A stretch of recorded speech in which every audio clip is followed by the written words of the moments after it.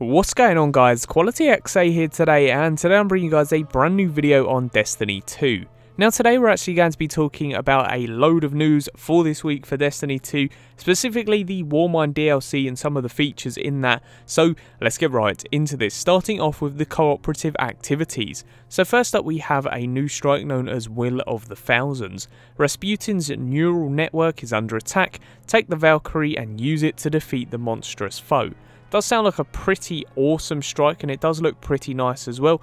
Really cannot wait to use that unique Valkyrie weapon just to see how it fares. It is the spear type weapon, what you can pick up when you actually get enough collectibles for it, but it does look really awesome and sounds like quite a cool strike.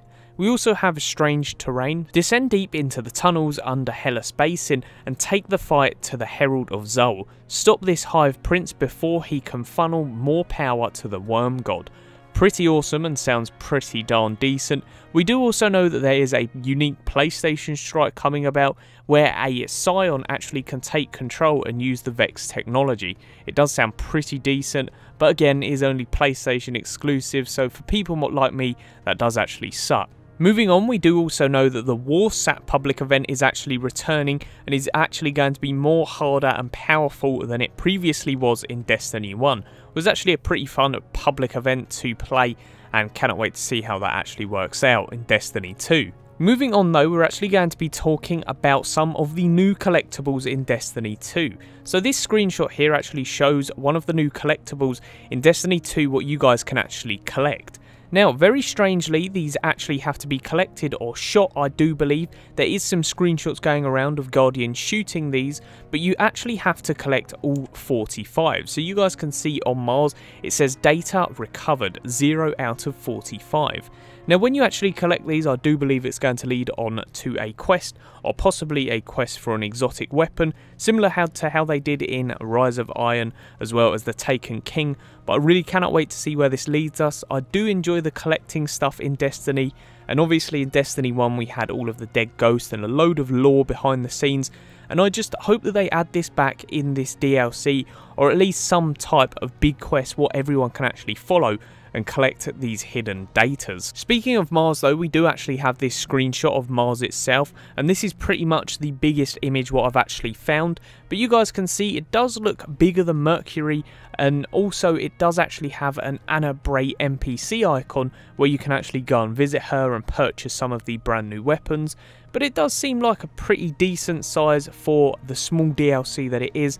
I'm just more hyped for the third DLC what we're getting, because we do know that that is going to be the big one. But regardless, cannot wait to play on Mars again. Hopefully we can actually visit some of the old locations through some secret passageways with this DLC. Speaking of new weapons though, we do actually have 3 new weapon sets that have been confirmed to be entering the game on this DLC.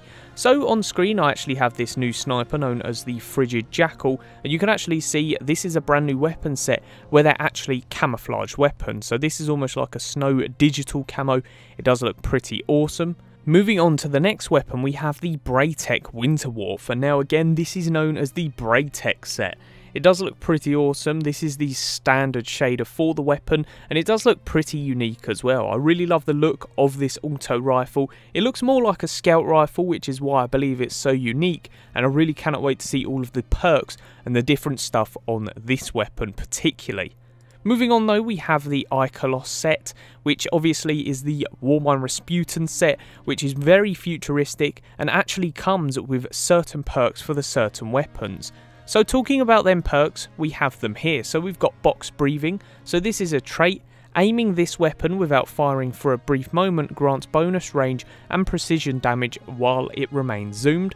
You've got trench barrel. So after a successful melee hit, this weapon gains increased damage, accuracy and handling within stricter damage fall off for a short time. Distribution break. Breaking an enemy's shield with this weapon makes them more vulnerable to kinetic precision damage for a brief period, and then Seraph rounds. So rounds over-penetrate targets and bounce off hard surfaces. So some pretty unique perks there. I do believe one of these each is going to be on those brand new Icolos weapons. I'm not too sure where else these perks could actually be laid or be going on different weapons. I'd really like some of these to be on some exotics. It would be pretty awesome to see these perks used again.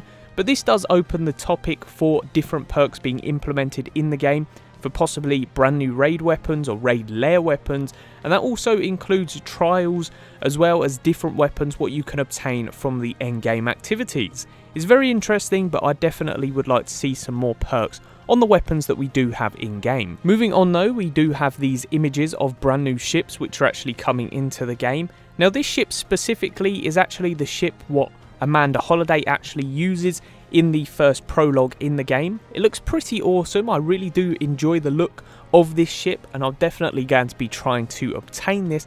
I don't know about you guys, but it does look very natural. It doesn't look too out there for the ships, and this is definitely going to be one that I'm going to try and get. I just really hope that it is an exotic or legendary. If it's just a base rare, I don't think that I'll get it, just for the uniqueness of them ships. I hope it's one that you actually have to earn as well. And then last but not least, we're actually going to be talking about the concept art which was released to the media package, and this is actually for the PlayStation exclusive media package apparently. So what you guys can see here is a Titan who is wearing this very unique armor and a very unique sword as well. It looks like it's going to be doing void damage. Again, this is only concept art, but this does look very awesome indeed. I'd really like to find out what this armor could be relating to. This could be from the brand new raid lair, which would be very interesting. But this Titan does look very samurai-like, ninja-like type of thing. And the sword just adds on to that, because it does look more like a katana than a standard broadsword or longsword.